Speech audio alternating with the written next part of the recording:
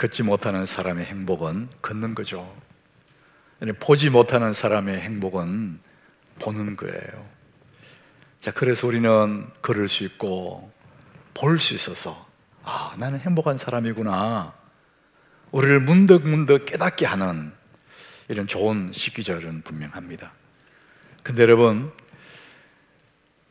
어떤 사람은 걸을 수 없어서, 어떤 사람은 볼 수 없어서, 근데 나는 걸을 수 있고 볼 수 있기 때문에 행복하다. 잊고 살던 우리의 감각이 깨어나는 참 좋은 시기절이기도 하지만은, 이것은 그 사람과 내가 비교해서 비교로 얻은 행복이잖아요. 이것도 좋긴 하지만 좀 불완전해요. 만약에 그러면 걸을 수 없는 그 사람은 어떻게 행복할 수 있겠냐고요. 볼 수 없는 그 사람은 그럼 불행 중에 살아야 되겠냐. 우리가 주변을 돌아보면서 저렇게 힘든 사람도 있는데 위로도 받고, 때로는 내가 가지고 있는 게 너무나 많구나 깨달을 수는 있겠지만, 그런 이것이 완전한 행복론은 아니라는 것이죠. 성경은 우리에게 말씀합니다. 보지 못하는 사람도, 걸을 수 없는 사람도, 남들이 다 가지고 있는데 갖지 못하는 그 사람도 누구나 행복할 수 있는 그 길이 있다는 것이죠. 우리는 어떤 조건이나 어떤 소유를 말하지만 성경은 그렇게 얘기하지 않습니다. 성경은 우리가 행복하기를 원하는 사람 누구나 행복할 수 있는 그 길을 말씀하고 있습니다. 신명기 33장 29절에 그 얘기를 하고 있습니다. 우리 같이 한번 읽어봅니다. 이스라엘이여, 너는 행복한 사람이로다. 여호와의 구원을 너같이 얻을 백성이 누구냐. 거기까지 한번 하겠습니다. 어렵든 볼 수 있어야 하고 많은 소유를 갖고 있어야 하고, 그게 아니고 아무 조건이 없이 이스라엘이여. 이제 하나님 백성들을 부를 때 애칭이죠. 이스라엘이여. 하나님 자녀들을 부르는 거죠. 너는 행복한 사람이로다. 힘이 있어야 되고 대단한 업적을 이루어야 되고 아니고, 그저 하나님의 자녀라는 그 자체로 이스라엘이여, 너는 행복한 사람이로다. 여러분, 우리가 하나님의 자녀이기 때문에, 그러므로 나는 행복한 사람이다. 오늘 말씀의 제목이 그런 거예요. 여러분, 우리가 이제 희망편지 이 말씀을, 우리 주제를 함께 나누고 있는데, 오늘 주님이 여러분에게 세 번째 희망편지를 이제 보내오신 거죠. 저는 오늘 일반적인 행복, 그것보다 더 깊은, 진짜 깊은 행복을 여러분에게 알려드리고 싶은 거죠. 찬송과 목회라는 그 이관직 교수, 총신대 교수, 이분이 쓴 책에 보니까, 이분이 이제 상담학자인데, 상담을 하러 올 때, 사람들 인생의 문제를 가지고 상담을 하러 올 때, 그 사람이 어떤 삶을 살아왔는지, 삶의 배경을 아는데 도움이 되잖아요. 그걸 알려고 그러면 질문을 하나 던진다는 거예요. 만약에 당신에게 하나님이 세 가지 소원을 들어주신다면 당신은 무엇을 구하겠습니까? 이제 그 소원을 이 사람들이 얘기할 거 아니에요. 그러면 삶의 환경을 이해할 수 있으니까, 세 가지 소원을 하나님 들어주시는데 뭘 구하겠습니까? 그렇게 물어본다는 거예요. 자기의 처한 상황에서 다급한 상황들, 소원들 얘기할 거라는 거죠. 몸에 병이 든 사람, 특별히 암에 걸린 사람은 암 낫는 것이 강렬한 소원이 되겠죠. 결혼 정년기에 있는 그 사람들은 배우자를 만나서 결혼하는 것이 그분의 소원이 될 거고, 집이 없는 사람은 자기 집 갖는 것이 소원이 될 거라는 것이죠. 직장 다니는 사람 승진하는 거, 개척교회 목회자들은 빨리 교회가 성장하고 자립해서 자기 개인 예배당을, 단독 예배당을 갖는 것이 소원일 거다. 그런데 이런 저런 소원들, 이 모든 것들은 다 잠정적인 소원이다, 이렇게 표현을 했어요. 잠정적인 소원, 그 영원한 소원은 아니라는 거죠. 그 소원이 이루어졌을 때에 잠시 후에 또 다른 소원을 갖게 된다는 거예요. 그래서 일생 동안 사람은 눈앞에 있는 잠정적인 소원을 쫓아서 살다가 일생을 마친다는 거예요. 이게 사람이라는 겁니다. 예수님 어느 날 여리고를 지나가요. 앞을 못 보던 소경 바디메오가 막 예수님께 소리 질러요. 그래서 예수님이 가시던 걸음을 멈추고 바디메오를 불러요. 그리고 예수님이 바디메오에게 물어봅니다. 누가복음 18장에 예수님이 묻습니다. 네게 무엇하여 주기를 원하느냐? 앞을 못 보는 사람의 가장 큰 소원은 주여 포기를 원합니다. 당연하잖아요. 당연 포기를 원합니다. 그래서 예수님이 그의 눈을 뜨게 주시죠. 그리고는 예수님이 길을 갔어요. 우리는 이 상황에서 이 바디메오가 눈을 떴어요. 그 이후의 얘기들을 우리 한번 이렇게 머릿속으로 상상해 볼 수 있습니다. 눈을 떴던 이 바디메오가 얼마나 감격스러웠겠어요. 평생의 소원이 이루어졌어요. 한 달이 가고 두 달이 가고 세 달이 갈 동안에 너무 감격스러워서 눈 뜬 그 자체에 대해서 기뻐하며 살았을 거예요.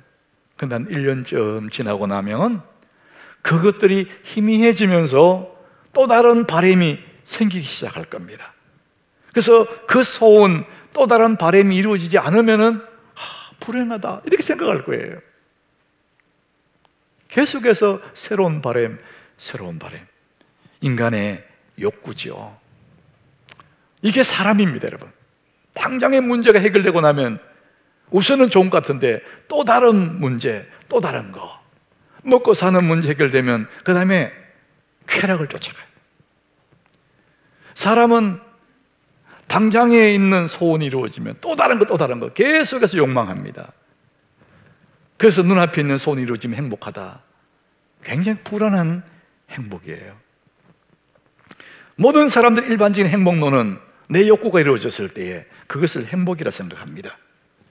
인간은 욕구를 따라가는 존재이기 때문에. 그러나 그것은 굉장한 불완전한 행복이에요.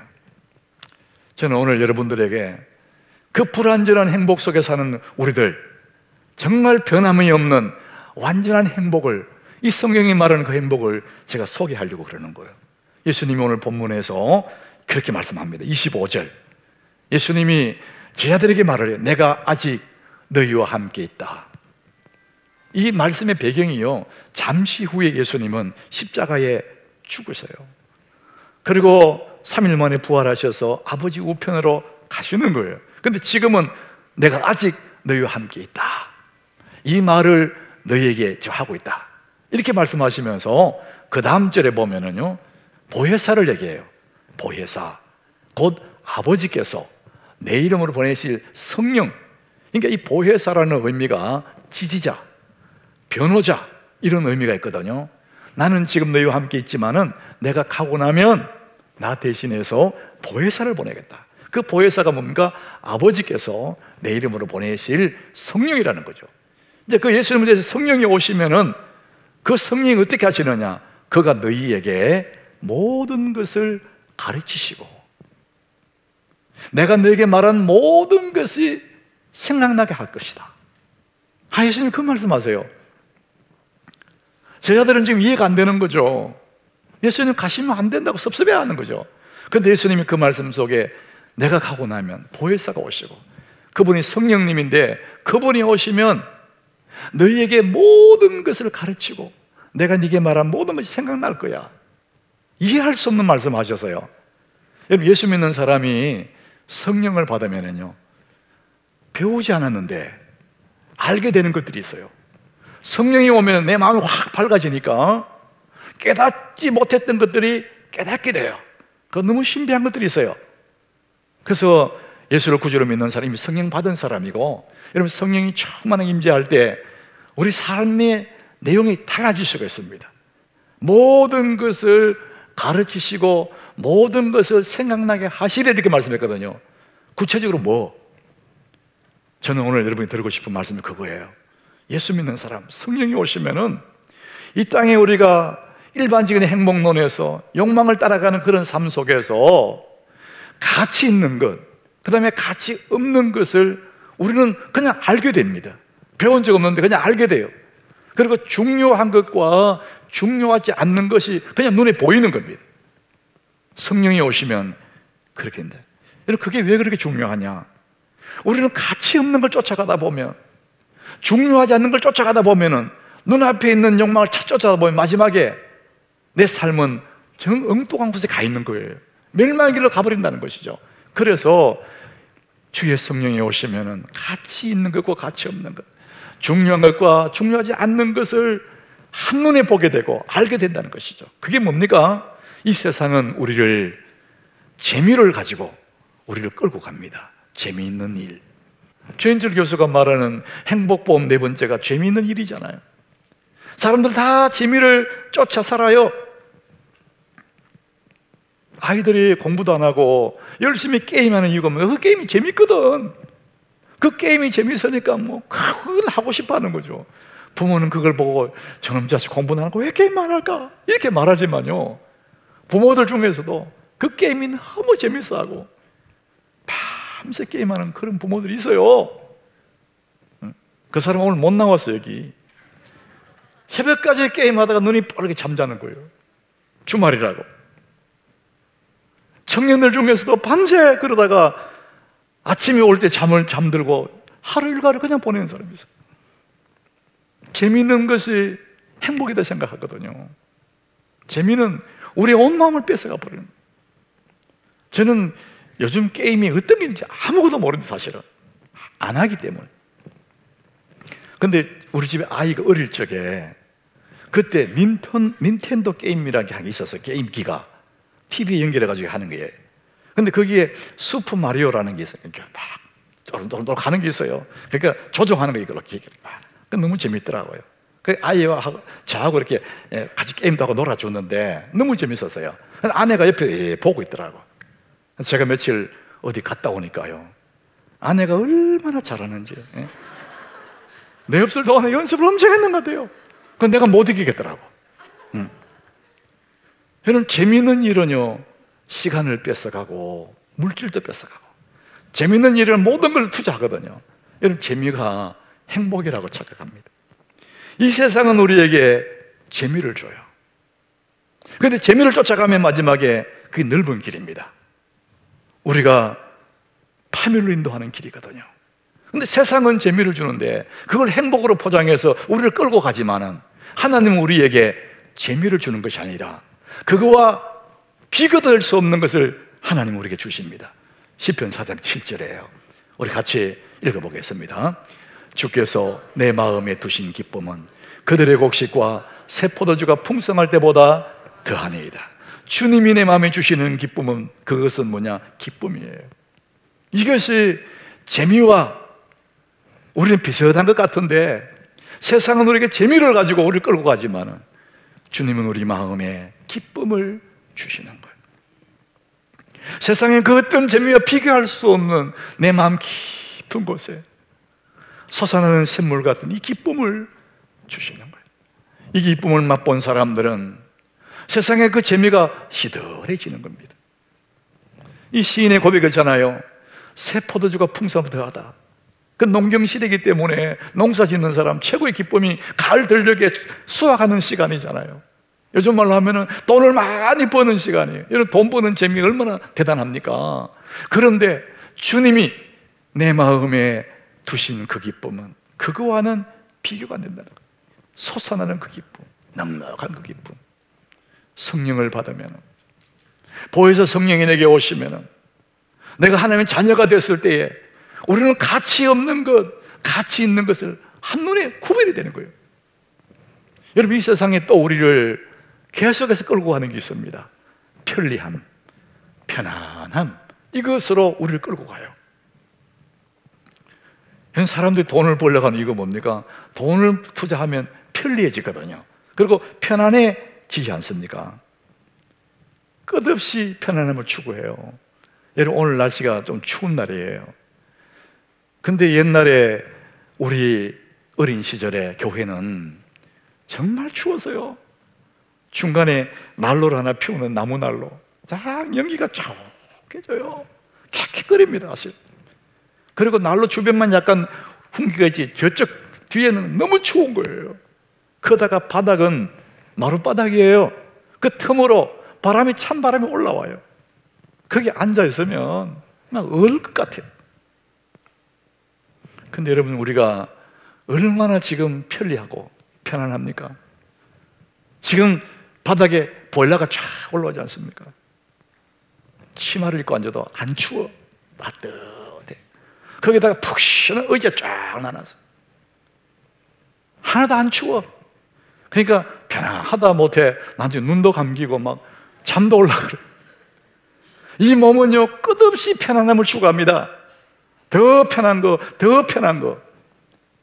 여러분, 오늘 어쩔 수 없는 상황에 예배 못 나온 사람이 있을 거예요. 근데 집에서 온라인 앞에 서서 편안하게 예배를 드리지 않습니까? 근데 이 몸이 편안함에 익숙해지고 더 편한 거, 더 편한 거, 그 나중에는 그 편리함을 버리기가 너무나 힘들어요. 왜냐하면 우리 이 몸 자체가 편리함을 추구하고 편안함을 따라가거든요. 그래서 편안한 것이 행복인 줄 알아요. 그 성경은 그렇게 말하지 않습니다. 그 편안함 따라가면, 재미를 쫓아가는 것처럼 편안함 따라가면 멸망의 길이라는 것이죠. 성경은 우리에게 뭘 주기를 원하시느냐? 27절에 보니까요, 평안을 주기를 원하신대요. 세상은 편리하고 편안한 걸 주기를 원하지만 주님은 평안을 너희에게 끼치노니 곧 나의 평안을 너희에게 주노라 그랬습니다.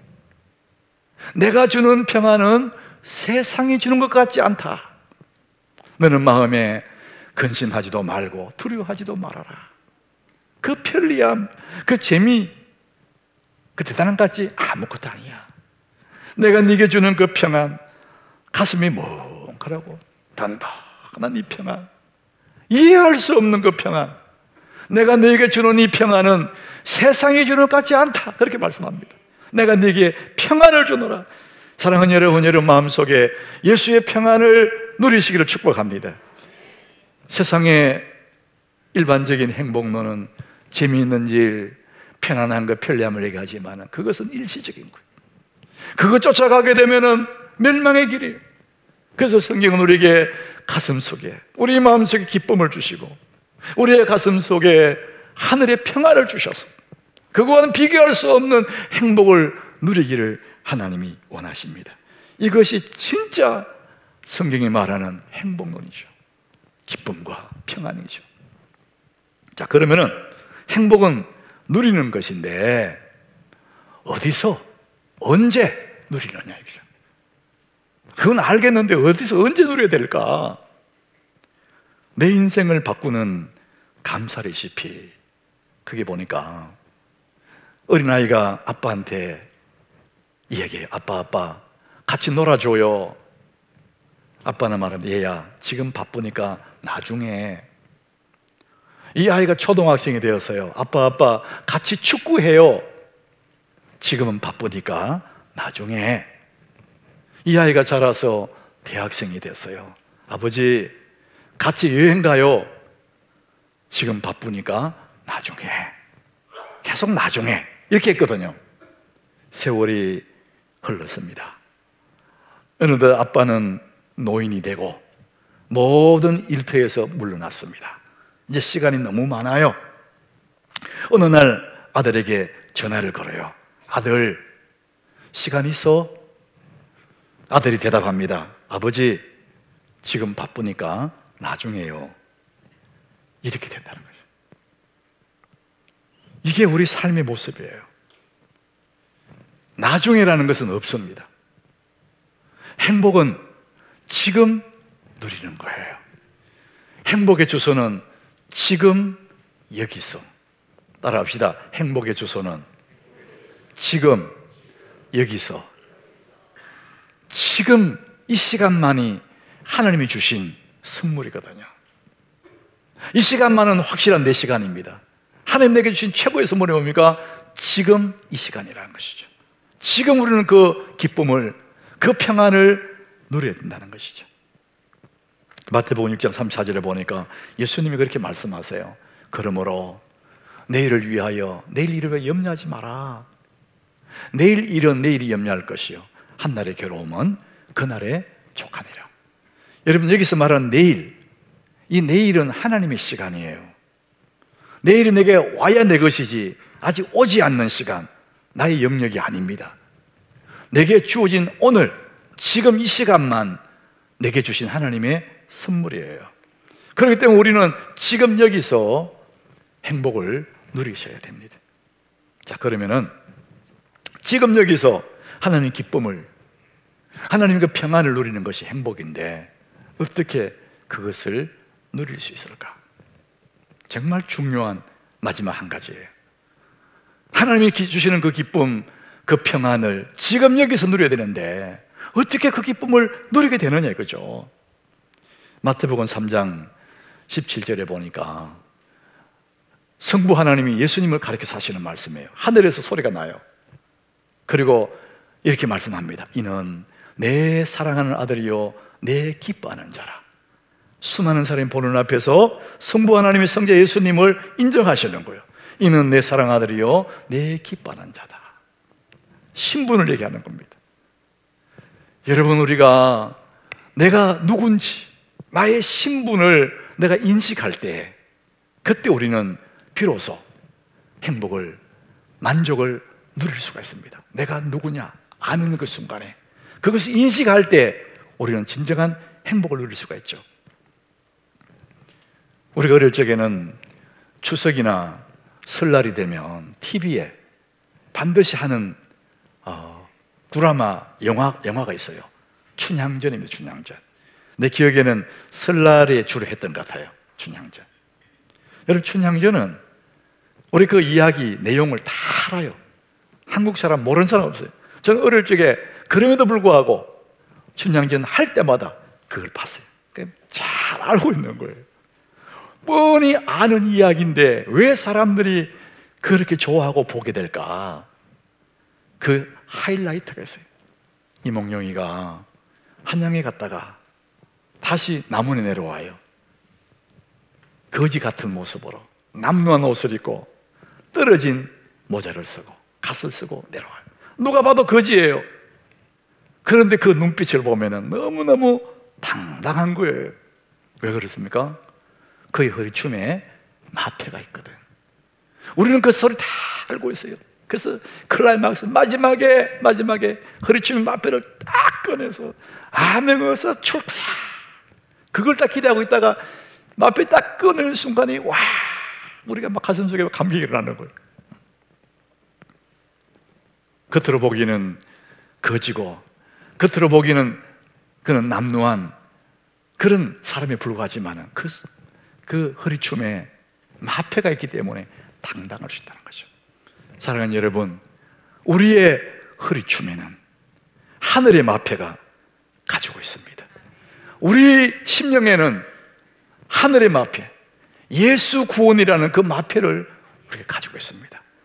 겉의 모습은 정말 사람들이 볼 때 어떻게 볼지는 모르지만 우리의 신분은 하나님의 자녀거든요. 나는 하나님의 자녀다. 그러므로 나는 행복한 사람이다. 여러분의 신분이 누구인지를 알 때 우리는 지금 여기서 행복할 수가 있는 것입니다. 우리가 많이 가져서 행복한 것도 아니고 대단한 업적을 이루어서 행복한 것도 아니고 하나님의 자녀인 그 자체만으로 행복하다는 것이죠. 신명기 33장 29절에 그것이 우리에게 말씀해 주고 있습니다. 우리 같이 한번 읽습니다. 이스라엘이여, 너는 행복한 사람이로다. 여호와의 구원을 너같이 얻는 백성이 누구냐? 그는 너를 돕는 방패시요 내 영광의 칼이시로다. 내 대적이 네가 그들의 높은 곳을 밟으리로다. 사랑하는 여러분, 여러분들은 하나님의 자녀입니다. 이스라엘이여, 너는 행복한 사람이로다. 이같이 여호와의 구원 얻을 자가 누가 있냐? 여러분, 오늘도 나는 하나님의 자녀인 것을 기억하면서 여러분 행복을 누리시는 여러분 되시기를 주의 이름으로 축복합니다.